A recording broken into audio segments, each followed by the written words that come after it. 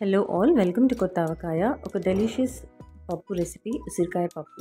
First ఒక glass వాటర్తో ఉసిరికాయల్ని ఇలా విడిగా బాయిల్ చేసుకుని పెట్టుకోండి. ఈలోపు అది రెడీ అయ్యేలోపు హాఫ్ కప్ కందిపప్పు బాగా వాష్ చేసుకుని 1 కప్ వాటర్తో ప్రెషర్ కుక్కర్లో కుక్ చేసి రెడీ చేసుకుంటాను.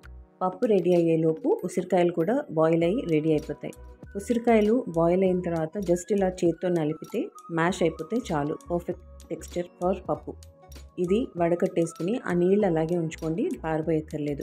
ఉసిరికాయల్ని కచ్చాపచ్చాగా క్రష్ చేసి పెట్టుకోండి. ఇక్కడ పప్పు కూడా రెడీ అయిపోయింది.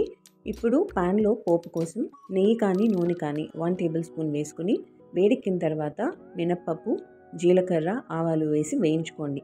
పోపు వేగి మంచి అరోమా వస్తున్న టైంలో 1 టీ స్పూన్ దాకా ఇంగువ కూడా వేసి కలుపుకోండి. ఇందులోనే పచ్చిమిరపకాయలు, ఎండుమిరపకాయలు, క్రష్ చేసిన వెల్లుల్లిపాయలు వేసేసి బాగా మిక్స్ చేసుకోండి. మంచి అరోమా వస్తుంది. అప్పుడు టొమాటో ఒక మీడియం సైజ్ది సన్నగా తరిగేసుకుని కరివేపాకు కూడా వేసి కొద్దిగా పసుపు, నేను ఇక్కడ పచ్చి పసుపు తురిమి యాడ్ చేస్తున్నాను, క్యారెట్ కాదు ఇది కూడా వేసుకుని కలిపేసుకోండి.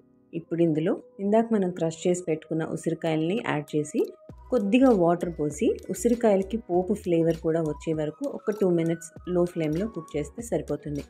ఇందులో ఇప్పుడు కుక్ చేసుకున్న పప్పుని కూడా యాడ్ చేసుకుని నీళ్లు పోసుకుంటూ కొద్దిగా రిక్వైర్డ్ టెక్స్చర్ పప్పుకి వచ్చే వరకు కలుపుకోండి. నేను ఇక్కడ యాడ్ చేసిన వాటర్ అంతా ఉసిరికాయ ఉడకపెట్టిన నీళ్ళే. మీరు ఒకవేళ వాటర్ తీసేసినా పర్వాలేదు, నార్మల్ వాటర్తో అయినా పర్ఫెక్ట్గానే వస్తుంది.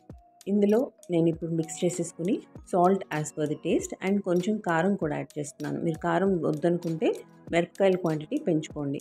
అంతే, ఇది పర్ఫెక్ట్గా కుక్ అయ్యేందుకు ఒక 5 మినిట్స్ లో టు మీడియం ఫ్లేమ్లో పెట్టి కుక్ చేసుకోండి. మధ్యలో కలుపుతూ ఉంటే అడుగంటకుండా ఉంటుంది.